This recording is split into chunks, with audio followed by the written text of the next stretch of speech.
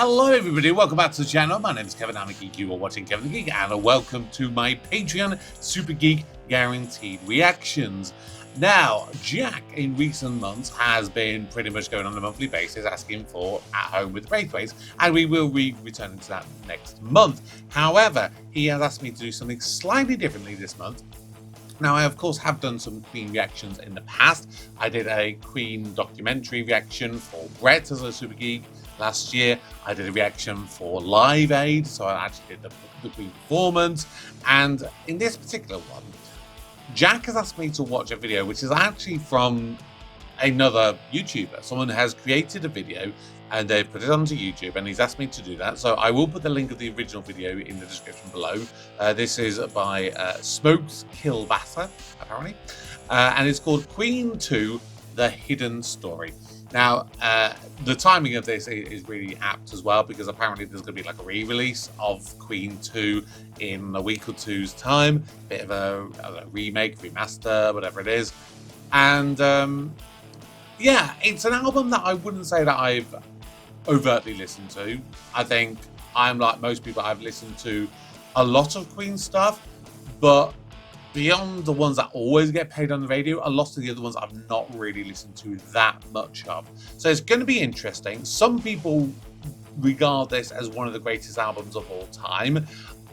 I'll be honest, up until about an hour or two ago, I hadn't ever really properly listened to it, but I have spent a tiny bit of time, and we'll see what we think with this one. I mean, for context, my favourite album, what I personally believe is the greatest album of all time, is Fleetwood Mac Rumours. But that is just my personal opinion. Everyone is welcome to their own. So let's see what we think of this Queen 2 and the hidden message and the hidden story behind it.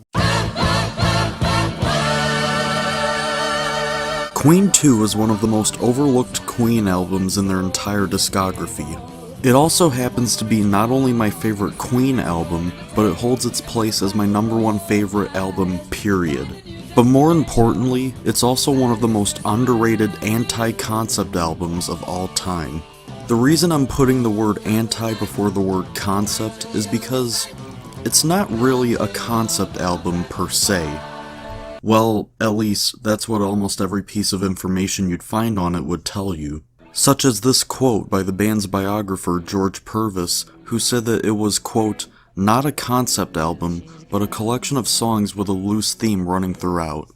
And this quote by the band's singer Freddie Mercury, who said, it just evolved to where there was a batch of songs that could be considered aggressive, or a black side, and there was a smoother side. My belief is that it truly is a concept album that just wasn't fully realized. It's not like one of those types of albums like Pink Floyd's The Wall or Rush's 2112, where the story is all laid out in order and in clear detail. It's more like a game of Where's Waldo, but it's actually, where's the story in Queen 2? Those who have listened to the album, or even the band that made it, would like to think that there's no story connected with it, but sit back as I tell you that I may have unraveled the truth behind this masterstroke. Okay. No pun intended. Let's see what you get.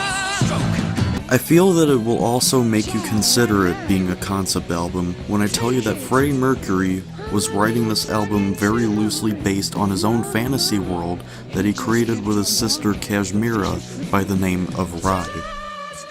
There's not much more information on that subject, so we should assume that the term loosely based is indeed necessary. Okay. And now, with that bit of backstory out of the way, I'd like to take you all on a journey.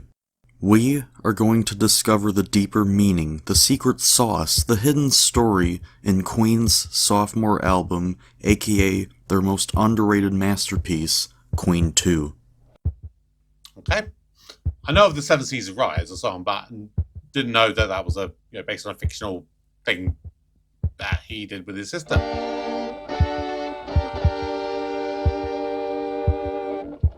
Now, right off the bat, we're given an introduction that seems a bit off. It is a brilliantly executed multi-tracked guitar instrumental piece written by Brian May with the title, Procession. Let's first take a look at the title, Procession. What does that word mean? Does it have any context with the song? or even the album in general? Well, procession can mean a couple things, but for a more contextually appropriate theory, we can only assume it means a funeral march. But who could have died already in the very beginning of the album? And most importantly, why? There's no words in the track, so we're left to our own theories as to who it could have been.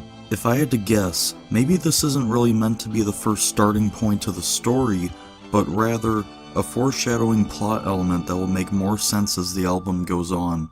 That's going to be a recurring theme in this album, but bear with me. Also, due to the instrumental sounding so eerie in tone,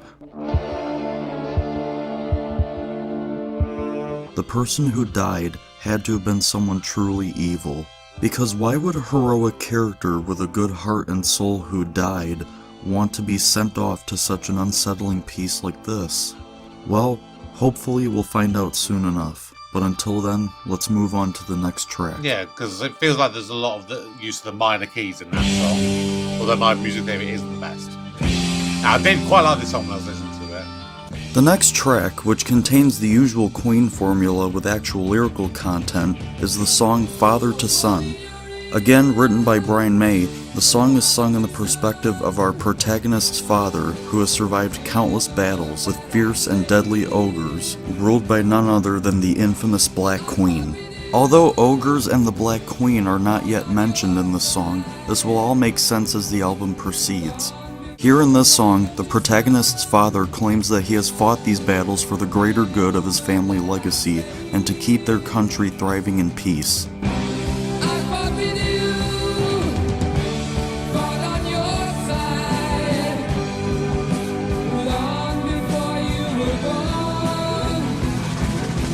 Also, he claims to have an indecipherable letter to his son that contains his family's heritage, or in this case, their family song, and gives advice like,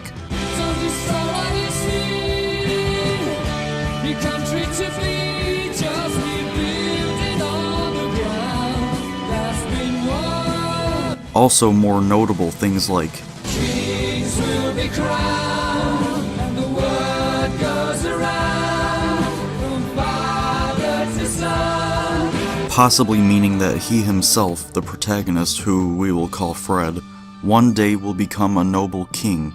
Fred, annoyed at the repetitive nature of their conversation, tells his father that he's heard it all before and revolts at the thought of following in his father's footsteps.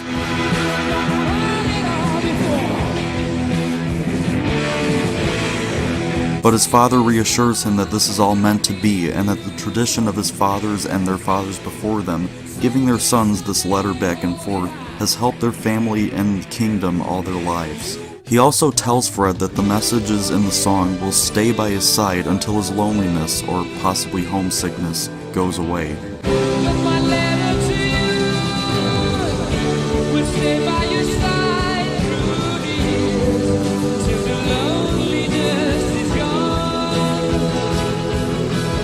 Now, why did he mention loneliness? Is it due to Fred being lonely that his father's going away somewhere that he doesn't know about?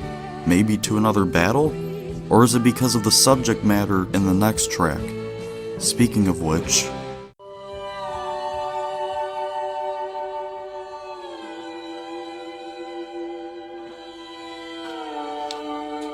It's interesting what point is putting out at this point. I'm listening very intently. I'll give our thoughts properly at the end, though. Interesting. The next track is another Brian May masterpiece titled White Queen As It Began. This is one of the more depressing tracks on the album, but effective nonetheless. Here, we are now in the perspective of our main character Fred, who mourns the loss of his one true love whom he called the White Queen. This could explain why he's lonely like we've already discussed in Father to Son. He constantly feels her presence so much that even if he feels truly alone, he seems to catch glimpses of her in many ways. Seeing visions of her eyes crying,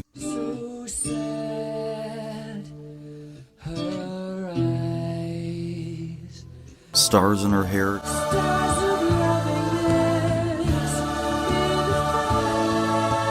and even her spirit walking along his side while hearing her footsteps. Beneath her window have I stayed. I love the footsteps that she made. I like it. Fred continues to mourn his lost love until he grows delirious and feels an unnatural force grab hold of his deteriorating sanity. My God is here, my darkest fear, I speak too late. It's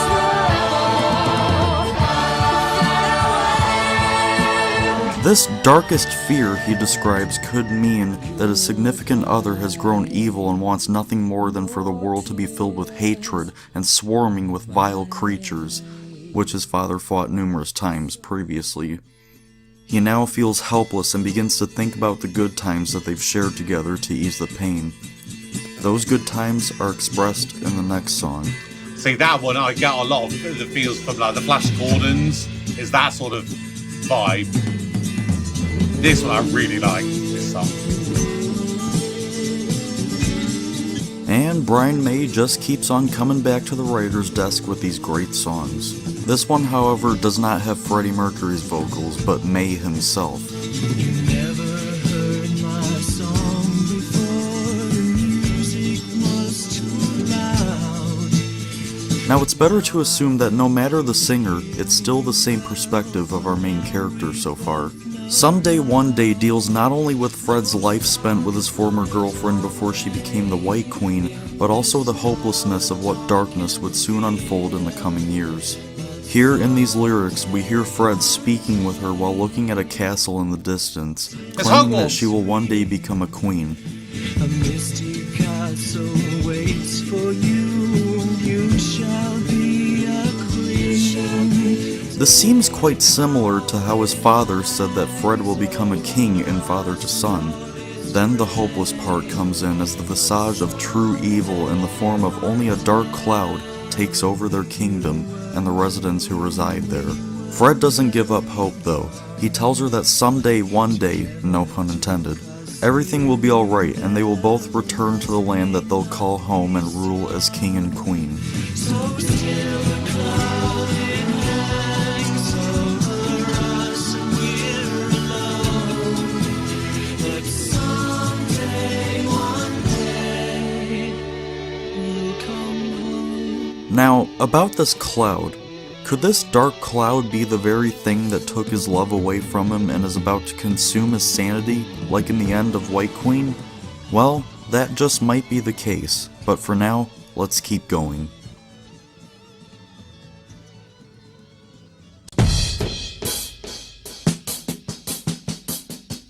God, I was getting strobing for that. Now we have reached the final track of Queen 2's White Side, but this time it's neither Freddie Mercury or Brian May singing or writing here.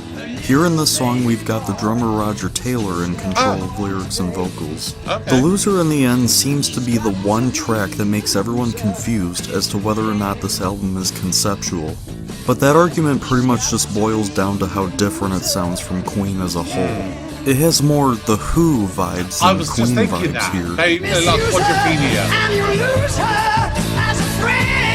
But we still shouldn't take this as being just a random song. It's still canon to the story, but with a different perspective. It could be the narrator of the story, or something along those lines, but this brief narrator is never seen again, so I guess it was just a cameo of his manifesto on childcare or something. Anyway, this song seems to be about Fred, dealing with his overprotective mother as he tries to continue socializing with his girlfriend as much as he can, before he inevitably goes off to the battle that's soon to come. Sure, the lyrics are sort of disjointed and all over the place conceptually, but we've got to keep an open mind and consider the possibilities at hand here. We're talking about the story in the album, not the entire lyrical content. Maybe this song asks a very tough question. Who is the loser in the end? Is it his mother because she'll most likely never see him again if he dies in battle? Or the protagonist because he's the one dealing with all the problems of battle? We may never know, but we can sure get an idea out of the two. But for now, we're moving on to the dark side of it all. Our hero sets off to the great battle on the darkest side of the album yet. It's time to finally wrap up the story with Side Black. This is the Ogre Battle song.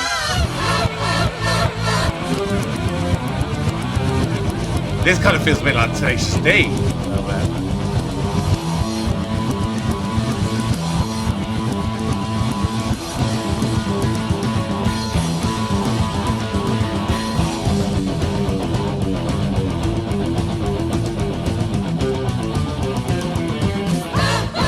Yeah, Ogre Battle.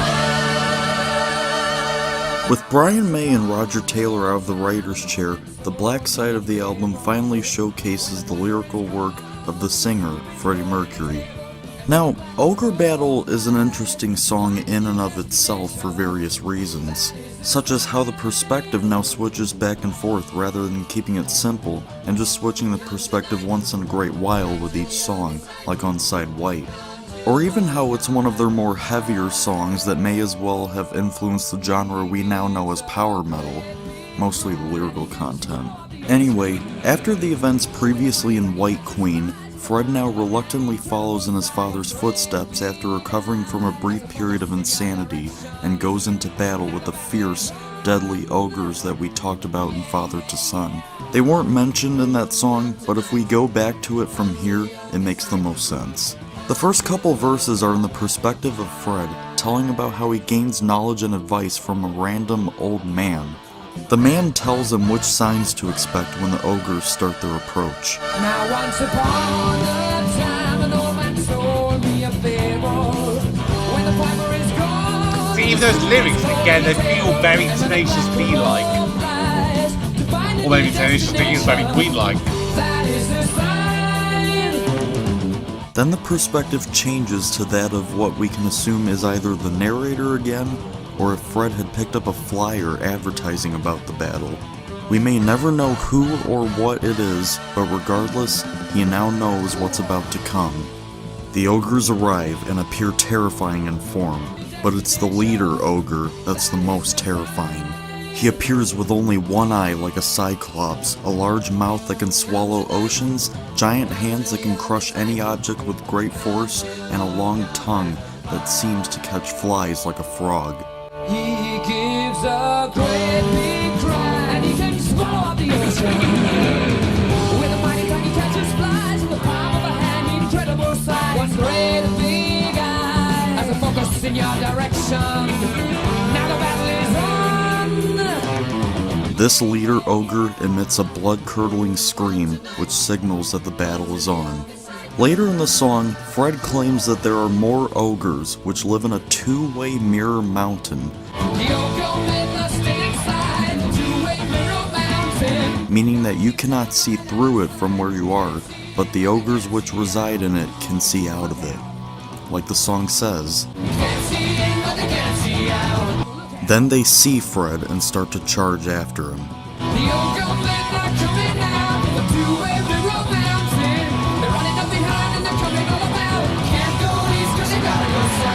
The battle continues in instrumental form with the sounds of the ogres screaming as they finally lose the battle and retreat, drawing it to a close.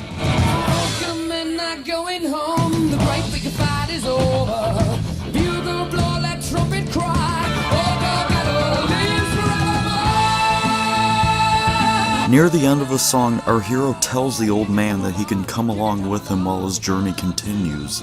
But since he's never mentioned again, we can assume that he declined the offer as he doesn't want to go out and face the town in its current state. That current state is explored in the next song.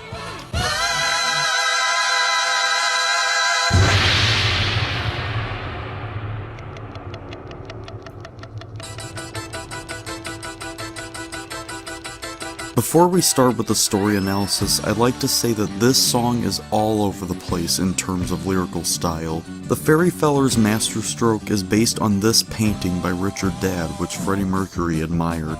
Anyway, back to the plot. Fred, our protagonist and victor of the ogre battle, now decides to find peace and quiet in a seemingly quaint market in the middle of a plain, regular town.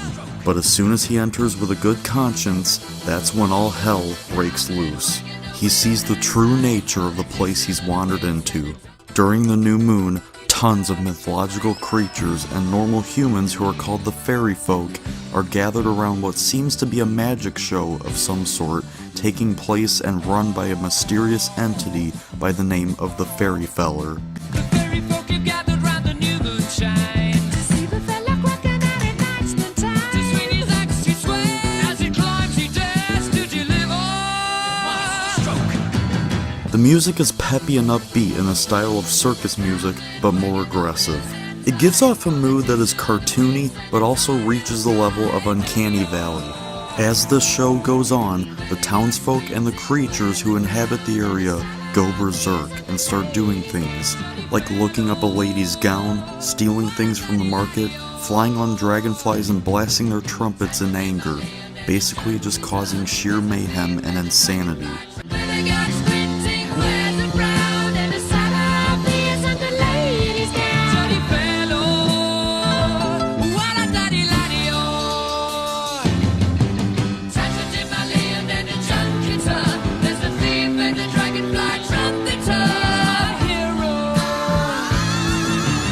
Apparently, they've been waiting impatiently for the fairy feller to crack open a nut. Is it a giant nut that could feed the population?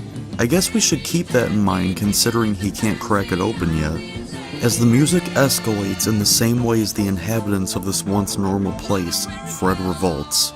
He doesn't like these sights or the conditions of this once calm place, and he goes into a pit of despair, longing for there to be peace again. For there to be no more weird, harmful creatures, and for there to be food to eat and water to drink again. This despair is portrayed beautifully in this next song.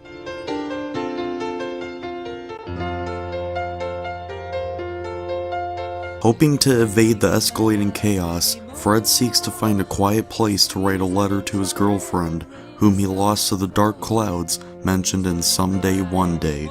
In this song Nevermore, he writes to her, telling her that nothing is sacred where he is anymore.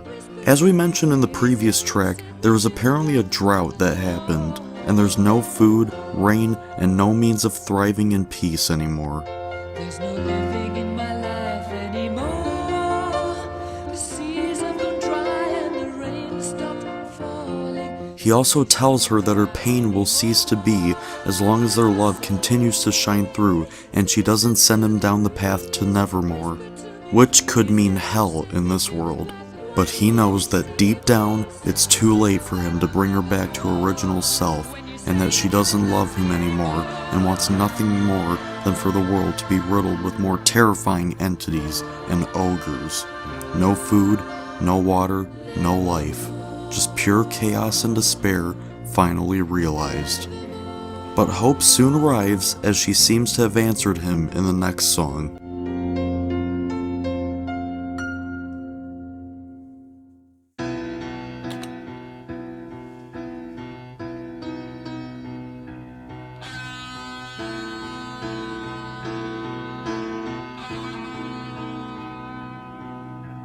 But this hope is soon shattered as the next song, The March of the Black Queen, reveals that his girlfriend, the White Queen, has been turned evil by whatever force was in the dark cloud, and that she was the one responsible for all this tragic tyranny, the creatures running rampant through the land including the ogres, and the fatal drought that caused all the water to evaporate. Fred's first lines of dialogue are,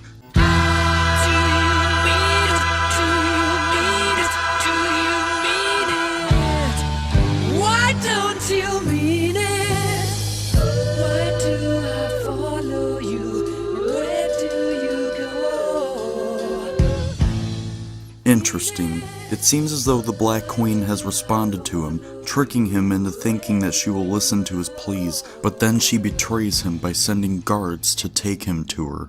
The vocals then start to sound like demonic chanting.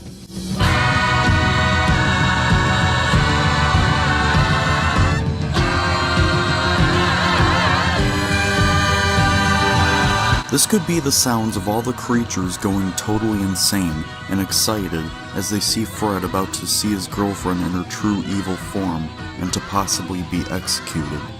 Fred then tells us in a metaphoric way how he viewed the setting he was brought to before the Black Queen makes her appearance.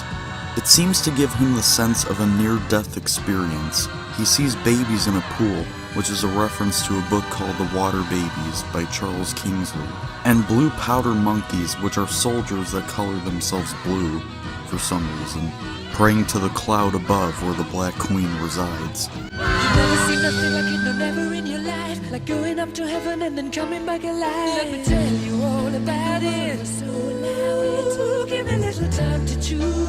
What a baby singing in a little pretty line. Blue powder monkeys, praying in the dead. He then sees the Black Queen marching towards the town, ordering her soldiers to go into every house they can find, steal all the people's goods, destroy the houses, and put Fred and the innocent people into her jail cells. Here comes the Black Queen, walking in the fire. Fight for the Black Queen, marching single file. Take this, take that, bring them down to size.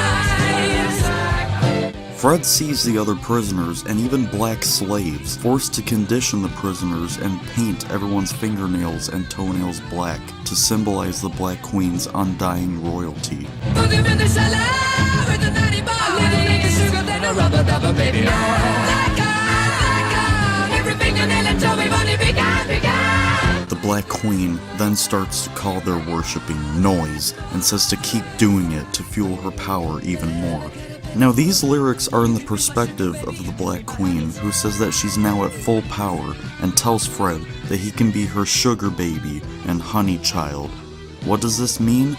Let's assume it means she wants him to be her best slave due to his past significance in her life. The music then escalates to a ludicrous level with more chanting and more layered instruments, as if all of the Black Queen's forces have now reached their full capacity.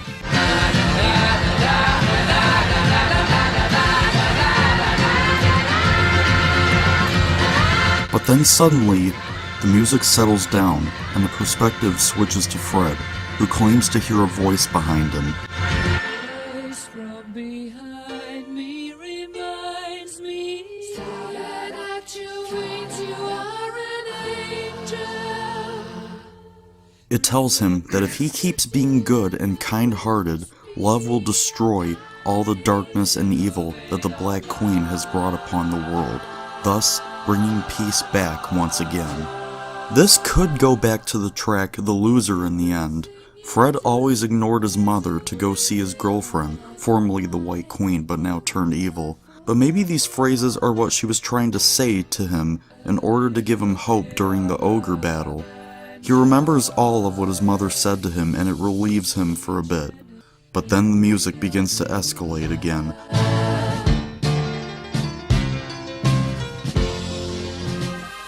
And the perspective goes to the Black Queen, who is clearly taking control of everything around her. I ring with my left hand, I rule with my right.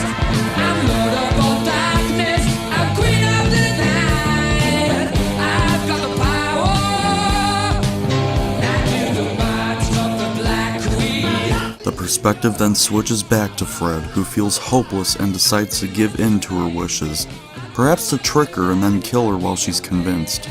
Then, we're back in the perspective of the Black Queen, who has set her course for more land to take over. She leaves Fred and her captives alone to rot until the very end of their lives while she reigns over a new land. Forget your sing-along to lullabies, surrender to the city of the fireflies. Dance to the devil, beat with the band, together with all of you hand in hand. Now it's time to be gone forever. Fred then loses all hope and realizes that there is nothing he can do to help everyone now, and he sits alone in a cell and it segues into the next track.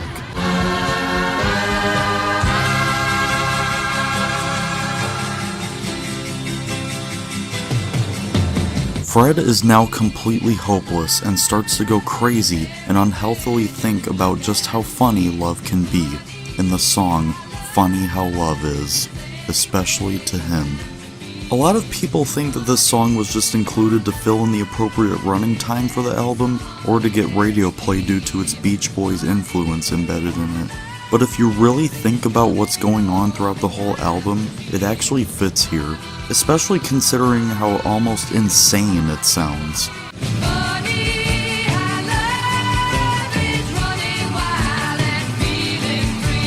Anyway, our fallen hero is now curled up into a ball in his cell, screaming all of these insanity-driven words out in pain, hopelessness, and regret.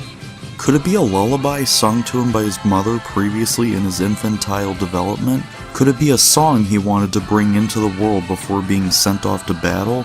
Or could it be the ravings of a brave hero turned lunatic by the cruel reality of the concept of love? Well, it might be the last one if you think about it hard enough. But we are going to wrap up the story with the final song.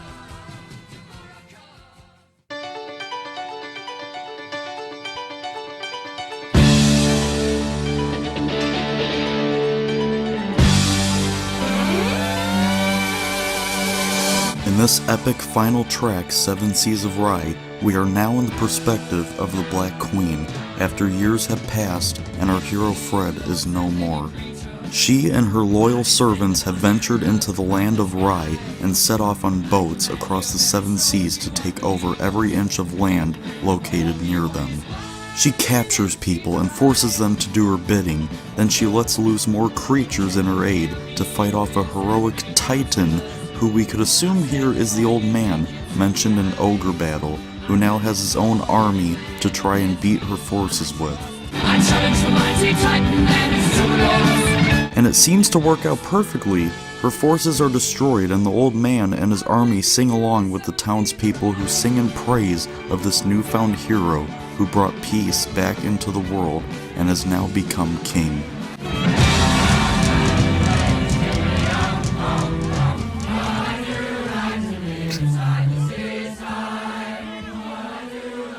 Obviously that's a bit of a strange ending. You may not think that's what the song is about, but in context, I think it works perfectly.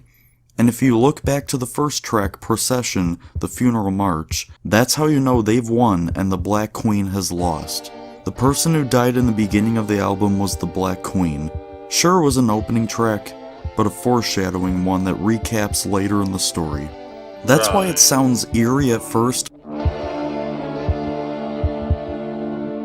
but then changes to sound more grand and happy.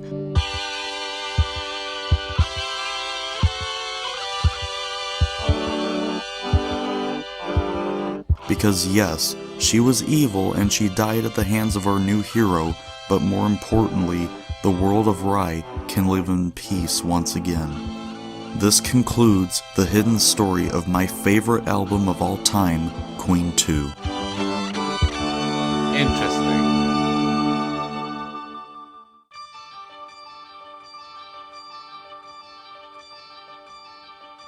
So, that was one wild ride, but one that was well worth the time once again. For me at least.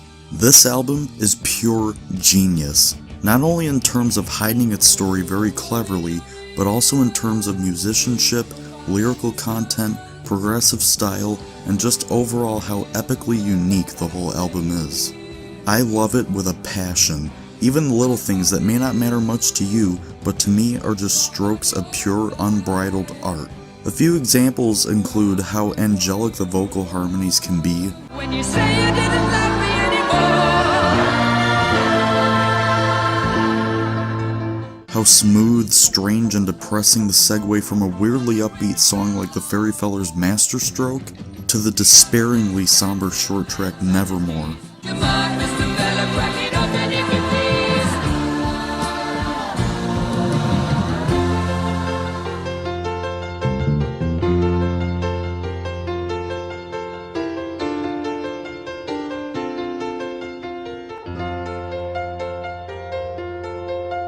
There's no living in my life anymore.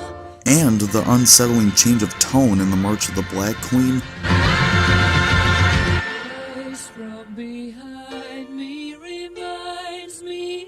it's clear that Queen were not holding out when it came to recording and writing this masterpiece from beginning to end.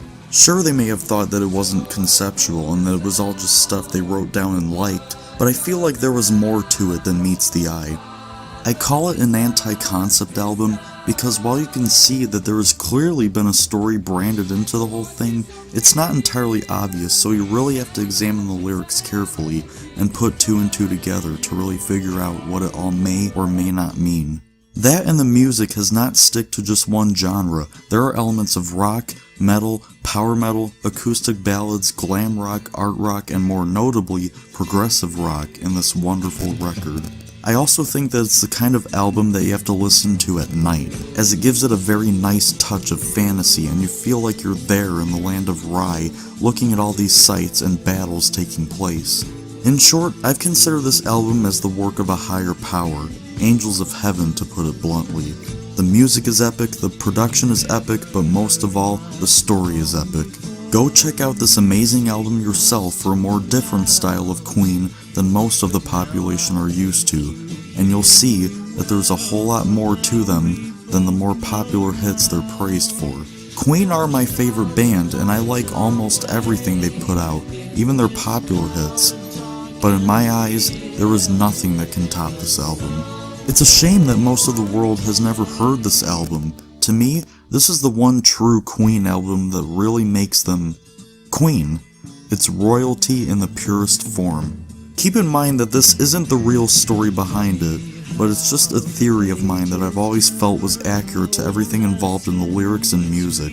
Call it overanalyzing or whatever you want. No matter what, this album still warms up my soul whenever I listen to it or hear someone else talk about it, because then I know that I'm not the only one who knows just how truly beautiful and royal Queen 2 is. Take care. Alright. Interesting.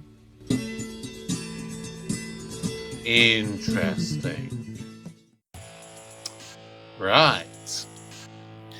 So that's Queen the Hidden Story, which he obviously admits is not, necessarily canon. It is very much a theoretical viewpoint. Now, for people who may be watching this who are not regular viewers of my channel, I love musicals. I perform in musicals every so often. I've done a number of different ones over the years. I love Queen as a band. I think they're phenomenal. I've got a lot of love for a lot of artists. But again, this is an album that I couldn't necessarily really say that I've really taken the time to listen to. I've probably dipped in and out over the years. So to come up with this as a theory would have taken a lot of listening, a lot of reading of the lyrics and trying to find a way of piecing it all together. And I would say that that is a reasonable assumption to come to, this kind of story that they've obviously kind of come up with. I think some of the issues that I have with these so-called sort of concept albums or studio albums where they're effectively there's a story being told all the way through, sometimes they're not the most obvious. And one that I would say is the one that would probably spring to mind straight away is the one that I mentioned in this video, which is Quadrophenia by The Who. Now, I have seen the movie Quadrophenia, with Phil Daniels and Sting and all of the others, and I love the movie. Don't get me wrong, I think it's a great movie. It's really good fun to watch. Some of the music in it is fantastic, and I do really love. I do love The Who and the music that they sort of put into that. If I had to say, probably my favourite from that one is Love Rain On Me. That one is so good. And I'll tell you what, if Freddie had ever sung that, that would have been interesting. Maybe someone could do an AI version for me and make it so that if Freddie Mercury had sung Love Rain On Me, wow, that would have been good. But yeah, so I remember having watched Quadrophenia. I don't think I've ever listened to the album. And after I'd done that, I think I went out and I bought the album. I was like, yeah, this is brilliant. And I was listening to all the songs again. And I'm thinking of all of them. Like one of the first songs is, I went out to the doctor to get another drink. Can you see the real me? So I had to try and sing it to remember it. Can you see the real me? Can you? Can you? Yeah, so I'm listening all the way through, and I'm like, is it telling a story? Is it not? And it was a really difficult one to sort of try and piece together and try to comprehend. And I think that can sometimes be the problem with those kind of pieces, that you have to say that they are artwork, and that there will sometimes be something that is so blatantly obvious, this is what it is. And there will be other times that you have to look at the metaphorical, the symbolic, the meaning behind the obvious kind of thing. And I feel that this and a lot of these other concept albums, that's in reality probably what they are. Which then kind of leads me into the more musical side of things, as in like an actual stage show musical. Like, as I'm watching that, I'm thinking of some of the shows that I have done. And I would definitely say there's a certain point where you had musicals where I think a lot of times, if you're listening to the songs, they went from being very simple, very structured. You knew exactly what the story is telling. You're not really having to search for it. And then you could kind of go a little bit behind the scenes and kind of, what's that one supposed to symbolize? What could that one mean? And again, I think of some of the shows that I maybe have done, and I actually think, if I didn't know the story and I took the songs completely out of context, would I be able to piece together what, in theory, the show and the story is going to be without it? And that's the difficulty. And I think that is a problem. Like, I think one of the shows that I love doing, there's a particular song in it. So 9 to 5, the Dolly Parton musical, the end song of Act 1 is a song called Shine Like the Sun. And it is all about female empowerment, stuff like that. And there are odd lines in that are very clearly, this is me taking control, you're a bastard of a boss, and you're sexist, and you're a misogynist, and all this kind of stuff. But then there's still some metaphorical bits as well. So if I'm taking my knowledge of the show and putting it to one side, and I try and think of that, would I have known what the story is just by itself? Probably. I might have got a gist, but it still would have taken a little bit more thinking. Whereas this, with Queen 2, this hidden story, if we go with what I'm saying is literally what the band were picturing and what they were going for, I would have had to really have listened and delved into it so deeply to be able to come to the conclusion that this guy has obviously done. So I have really watched it I listened to this album for, I probably listened to it twice as I was going through. The first time, I'm just sort of like listening more melody-wise. I'm just getting a feel for the beats and the rhythms and everything. And you can't deny it. It's very, very good. It's very good. Lyrically, that's what I was probably trying to listen to the second time around. And maybe I would have done better with literally, because I was sort of doing other things at the same time. I was like cooking me dinner and making a cup of tea and whatnot. But maybe I would have done best to literally sit, have the lyrics in front of me, and read and listen at the same time. Maybe I might have put something together. Is that necessarily what you want, though, for an album? An argument could be made both ways. You can't deny that listen to it, it's catchy. A lot of the songs are very catchy. Obviously, I didn't always realise that they weren't necessarily always Freddie or Brian. I didn't realise that John sang one of the songs. But yeah, it's definitely clear that they've taken influences from other people, and then other bands have also probably taken influence in different ways. Like I said, Tenacious D, there was definitely some feeling. I felt, I really feel the energy of this. And I presume things like the Flash Gordon movie and the subsequent soundtrack, and there's things like Bohemian Rhapsody, obviously they would have come after this, and I definitely feel that the stuff that was sort of done in this era definitely inspired some of the later stuff like that. And I love that bands can adapt and evolve, and they don't necessarily always have to be what they originally are. Probably the biggest example I can give for that is Bon Jovi. Again, a band that I absolutely adore, and I've listened to so much of the stuff over the years.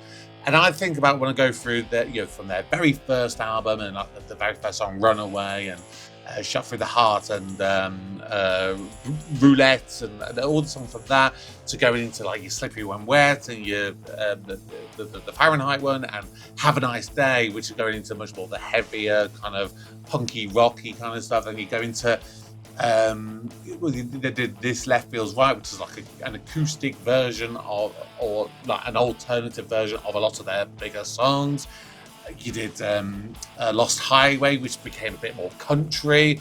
And I think it was The Circle, I think it might have been, about 2009, which was again a much more modern poppy kind of thing. So when you can do these different things, it really shows testament to what the bands can do, and really speaks about their longevity. And that's why Queen as a band are so successful, because they've adapted, they've evolved, and they did multiple stuff, as well as having an incredible singer and guitarist and drummer and everything. So interesting, very, very interesting. You'll have to let me know your thoughts on that down below. Is Queen 2, do you think that's one of the greatest albums of all time, or do you have something different? Let's have a debate down in the comment section. I'd love to know your thoughts. Like I said, for me, Fleetwood Mac Rumours, that for me is the greatest album of all time. Are they necessarily the greatest band of all time? No. Is it one of the better albums? I would say so. That's my opinion. Let me know yours. Subscribe if you're new, turn on notifications, consider supporting me over on Patreon, and Jack's Choice will be going back to the more regular At Home with Ray Grace next time out. But until next episode, what video you're watching mine, my name is Kevin, I am a geek, and you've been watching Kevin the Geek.